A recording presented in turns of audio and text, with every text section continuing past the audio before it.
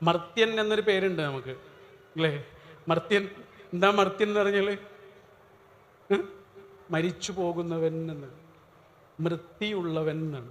മൃതിയുള്ളവൻ, മരിച്ചു പോകുന്നവൻ, അതുവരെ മാത്രമുള്ളതാണ് ഇതൊക്കെ. ഒരു പക്ഷി മരിച്ചു കഴിഞ്ഞാൽ അതിൻ്റെ ശരീരത്തിൽ നിന്ന് ആദ്യം ഇല്ലാതായി പോകുന്നത് ചിറകാണ്, തൂവലുകളാണ്. കാരണം മരിച്ചു കഴിഞ്ഞാൽ അതിനത് ആവശ്യമില്ല. ജീവിച്ചിരിക്കുമ്പോൾ മാത്രമേ ആ തൂവൽ കൊണ്ട് കാര്യമുള്ളൂ, അല്ലേ? ഇതേപോലെ നമുക്കും ജീവിച്ചിരിക്കുമ്പോൾ മാത്രമേ ഇതുകൊണ്ട് കാര്യമുള്ളൂ. ജീവിച്ചിരിക്കുമ്പോൾ മാത്രമേ ഇത് ഉപകാരപ്പെടുന്നുള്ളൂ. ആർക്ക് ഉപകാരപ്പെടണം? നമുക്ക് മാത്രമാണോ? നമുക്ക് മാത്രമല്ല. എന്തിനാ ഇതൊക്കെ പഠിച്ചു തന്നത്? പൈസ ഉണ്ടാക്കാനാണ്. ജീവിതത്തിൽ കിട്ടാവുന്ന അത്രയും ഐശ്വര്യങ്ങൾ വാരിക്കൂട്ടാനാണ്. അതിനൊന്നും പഠിച്ചോനെതിര് പറഞ്ഞില്ല.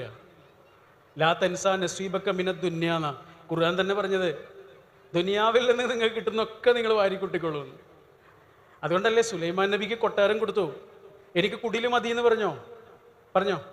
സുലൈമാൻ നബി രാജാവായിരുന്നു. വേണ്ട, എനിക്ക് കുടില് മതി, ഞാനൊരു ചെറിയ പുരയിൽ താമസിച്ചോളാം എന്ന് സുലൈമാൻ നബി പറഞ്ഞില്ല.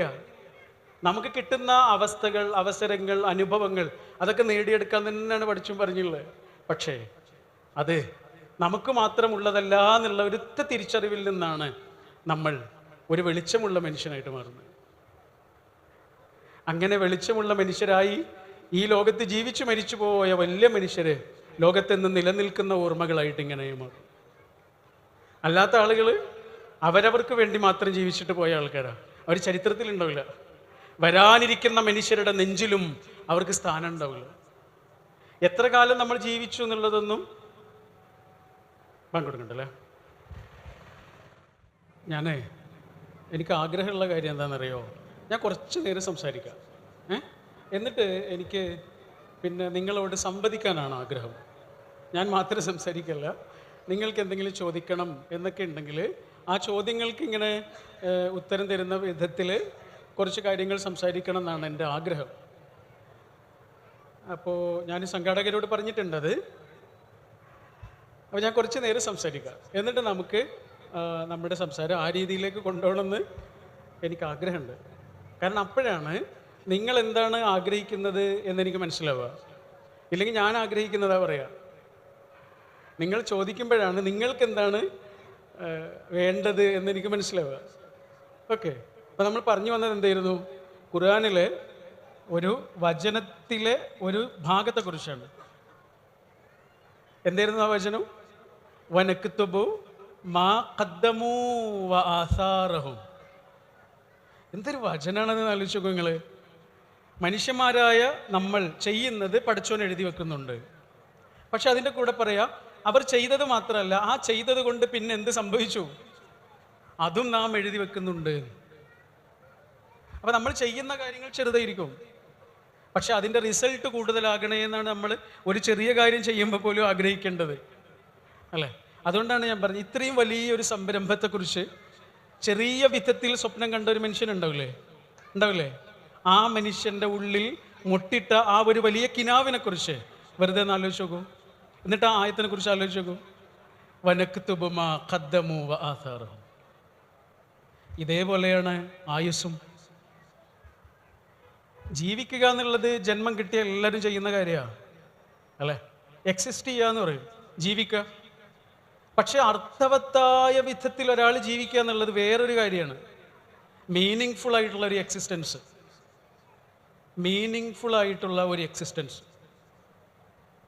ജീവിക്കുക എന്നുള്ളത് എല്ലാവരെ കൊണ്ടും പറ്റുന്നതാണ്. ജന്മം കിട്ടിയിട്ടുണ്ടോ? സംഭവിക്കും, എക്സിസ്റ്റ് ചെയ്യും. പക്ഷെ മീനിങ് ഫുൾ ആയിട്ടുള്ള ഒരു എക്സിസ്റ്റൻസ് ഉണ്ട്. ഒരു ദിവസം ജീവിക്കുന്നത് കൊണ്ട് ഒരു അർത്ഥം കിട്ടുന്നൊരു അനുഭവം ഉണ്ട്. അന്ന് കിടന്നുറങ്ങിയാൽ ഉറക്കം കിട്ടും, നന്നായിട്ട് ഉറങ്ങാൻ കഴിയും. മീനിങ് ഫുൾ ആയിട്ട് ജീവിക്കുമ്പോൾ. ഞാൻ ഈ ലോകത്തേക്ക് എന്തിനാ വന്നത്? എന്തോ ഒരു കാര്യത്തിനാണ്, അല്ലെങ്കിൽ ഞാനിവിടെ വരേണ്ട കാര്യമില്ല. നിങ്ങൾ വന്നതിനല്ല ഞാൻ വന്നിട്ടുള്ളത്. നിങ്ങൾ വന്നതിന് തന്നെയാണ് ഞാനും വന്നിട്ടുള്ളതെങ്കിൽ നമ്മൾ രണ്ടാൾ വരേണ്ട കാര്യം ഉണ്ടായിരുന്നില്ല, ഒരാൾ വന്നാൽ മതിയായിരുന്നു. എന്തിനാ രണ്ടാൾ വന്നത്? നമുക്ക് രണ്ടാളുകൾക്ക് രണ്ട് കാര്യം ചെയ്യാനുണ്ടായതുകൊണ്ടാണ്, അല്ലേ?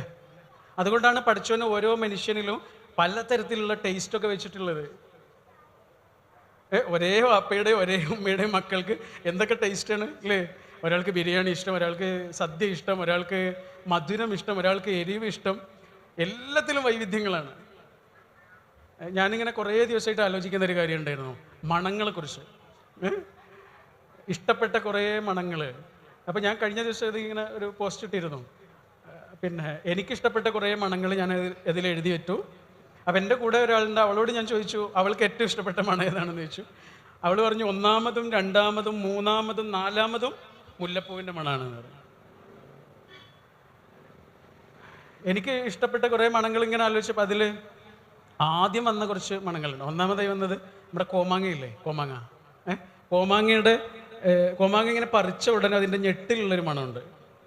അത് ചെനക്കുന്ന സമയത്ത് ഇങ്ങനെ അതിങ്ങനെ പൂണ്ടെടുക്കുമ്പോൾ അതിൻ്റെ ആ മഞ്ഞ കളറുള്ള സമയത്തുള്ളൊരു മണമുണ്ട്. അതേപോലെ നാടൻ മാങ്ങ പഴുത്ത് കിട്ടുന്നൊരു മണമുണ്ട്. അതിൽ രാസനാദിപ്പൊടിയുടെ മണമുണ്ട്. രാസനാദിപ്പൊടി ഇങ്ങനെ തലയിൽ തിരുമ്മിയതിന് ശേഷം ഉമ്മ ഇങ്ങനെ മണപ്പിച്ച് തരുമായിരുന്നു, ഇങ്ങനെ മൂക്കിൽ ഇങ്ങനെ വെച്ച് തരും. ഭയങ്കര ഇഷ്ടപ്പെട്ട മണമായിരുന്നു. അതുപോലെ മല്ലിച്ചപ്പിൻ്റെ മണം ഭയങ്കര ഇഷ്ടമാണ്. ഊട്ടിയിൽ പോകുമ്പോൾ യൂക്കാലിപ്സിൻ്റെ ഇലയിൽ തട്ടി വരുന്ന കാറ്റിൻ്റെ മണം ഭയങ്കര ഇഷ്ടമാണ്. അതുപോലെ കുഞ്ഞളാപ്പാക്ക് പീടിയുണ്ടായിരുന്നു, ആ പീടിയിലേക്ക് ഇങ്ങനെ കയറി ചെല്ലുമ്പോൾ ഉള്ളൊരു മണമുണ്ട്. അതുപോലെ പച്ചക്കറിക്കടയുടെ മണമുണ്ട്, എനിക്ക് ഭയങ്കര ഇഷ്ടപ്പെട്ട മണമാണ്. പിന്നെ ഉപ്പാൻ്റെ ബനിയൻ്റെ മണമുണ്ട്. ഉമ്മാൻ്റെ തട്ടത്തിൻ്റെയും നിസ്കാര കുപ്പായത്തിൻ്റെയും മണമുണ്ട്. അത് രണ്ടും ഇനി കിട്ടാൻ ഒരു വഴിയില്ല. മണങ്ങൾ നമ്മെ നിരന്തരമായി വശീകരിച്ചുകൊണ്ടേയിരിക്കും, പോയ കാലത്തിലേക്ക് പിടിച്ചുകൊണ്ടുപോകും. പ്രിയപ്പെട്ട മനുഷ്യരിലേക്കും പ്രിയപ്പെട്ട ഓർമ്മകളിലേക്കും പ്രിയപ്പെട്ട നിമിഷങ്ങളിലേക്കും പ്രകാശവേഗത്തിൽ പിടിച്ചുകൊണ്ട് പോയിട്ട് തിരിച്ചു കൊണ്ടുവരും.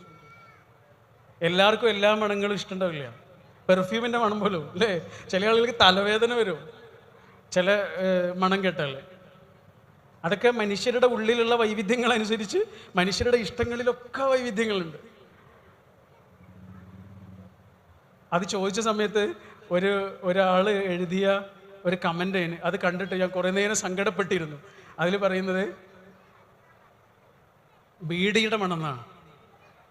ബീഡിയുടെ മണം, എനിക്കും ദിനേശ് ബീഡിയുടെ മണം ഭയങ്കര ഇഷ്ടട്ടോ. ആ കുട്ടി എഴുതിയത് ബീഡിയുടെ മണം, എന്നിട്ട് പറയാ ആ മണത്തിന് 7ാമത്തെ വയസ്സിൽ എനിക്ക് നഷ്ടപ്പെട്ടു പോയ എൻ്റെ അച്ഛൻ്റെ മണമാണ് ബീഡിയുടെ മണം. അപ്പം മണങ്ങളിലാകട്ടെ, രുചികളിലാകട്ടെ, അഭിരുചികളിലാകട്ടെ, നമ്മുടെ ഈ വൈവിധ്യങ്ങളില്ലേ, വ്യത്യാസങ്ങളില്ലേ, അത് പഠിച്ചുണ്ടാക്കിയതാ. കാരണം നമ്മൾ ഓരോരുത്തരും ഓരോ മനുഷ്യരാണ്, ഓരോ തരത്തിലുള്ള ടേസ്റ്റാണ്, ഓരോ തരത്തിലുള്ള ഇഷ്ടങ്ങളാണ്. അതെന്തിനാണെന്നറിയോ? നമുക്ക് ഓരോ തരത്തിലുള്ള കാര്യങ്ങൾ ആണ് ഈ ലോകത്ത് ചെയ്യാനുള്ളത് എന്നതുകൊണ്ടാണ്. അഭിരുചികൾ വ്യത്യാസമാണ്. പക്ഷെ ഇതൊക്കെ നമ്മൾ സമ്മതിക്കും, നമുക്ക് എതിർപ്പൊന്നുമില്ല. ഒരാൾക്ക് ചായയാണ് ഇഷ്ടം അല്ലെങ്കിൽ ഒരാൾക്ക് കാപ്പിയാണ് ഇഷ്ടം എന്നൊന്നും പറഞ്ഞാൽ നമുക്ക് യാതൊരു പ്രശ്നമില്ല. എന്താ എനിക്ക് ഇഷ്ടമുള്ള ചായ നിനക്ക് ഇഷ്ടമില്ലാത്തത് എന്ന് ചോദിച്ചിട്ട് ഒരു പ്രശ്നവും നമ്മൾ ഉണ്ടാക്കില്ല. എന്നാൽ അതേസമയം നമ്മൾ ആശയങ്ങളുടെ പേരിൽ അടിയുണ്ടാക്കും അല്ലേ. ഞാൻ ഇഷ്ടപ്പെടുന്ന നേതാവിനെ നിങ്ങൾ ഇഷ്ടപ്പെട്ടില്ലെങ്കിൽ നിങ്ങൾ എൻ്റെ ശത്രുവായി. ഞാൻ ഇഷ്ടപ്പെടുന്ന പ്രസ്ഥാനത്തെ നിങ്ങൾ ഇഷ്ടപ്പെട്ടിട്ടില്ലെങ്കിൽ നിങ്ങൾ എൻ്റെ ശത്രുവായി. ഒരു കാര്യമില്ല. ബിരിയാണി ഒരാൾക്ക് ഇഷ്ടം, ഒരാൾക്ക് സദ്യയാണ് ഇഷ്ടം എന്ന് പറയുന്നത് പോലെ തന്നെയുള്ളൊരു കാര്യമാണ്. ഒരാൾക്ക് ഇന്ന കാര്യത്തോട് ഇഷ്ടം, ഒരാൾക്ക് ഇന്ന കാര്യത്തോട് ഇഷ്ടം, ഒരാൾക്ക് ഈ പ്രസ്ഥാനത്തോട് ഇഷ്ടം, ഒരാൾക്ക് ഈ പ്രസ്ഥാനത്തോട് ഇഷ്ടം, ഒരാൾക്ക് ആ നേതാവിനോട് ഇഷ്ടം, വേറൊരാൾക്ക് വേറൊരു നേതാവിനോട് ഇഷ്ടം. ഇതും അതേപോലത്തെ കാര്യമാണ്. അതുകൊണ്ട് അടി ഉണ്ടാക്കേണ്ട ഒരു കാര്യമില്ല. അതാണ് ഖുർആൻ ഒറ്റ വാക്കിൽ അത് പറഞ്ഞ് അവസാനിപ്പിച്ചിട്ടുണ്ട്, വമാ യസാലൂന മുഖ്തലിഫീൻ. മനുഷ്യർക്കിടയിൽ ഭയങ്കരമായിട്ടുള്ള വ്യത്യാസങ്ങൾ ഉണ്ടാവും. വമാ യസാലൂന മുഖ്തലിഫീൻ, ഖിയാമത്ത് നാൾ വരെ ഉണ്ടാവുന്നതാണ് ആ വാക്കിൻ്റെ അർത്ഥം. മാസാല എന്നുള്ള രീതിയിൽ ഒരു വാക്ക് പറഞ്ഞാൽ അതിൻ്റെ അർത്ഥം കാലാകാലം അങ്ങനെ ഇരിക്കുന്ന വൈവിധ്യങ്ങൾ ഉണ്ടാവും. അപ്പോൾ ഈ വൈവിധ്യങ്ങൾ മനുഷ്യരുടെ ഉള്ളിൽ പടച്ചവൻ ഉണ്ടാക്കി വെക്കുന്നത് എന്തിനാണ്?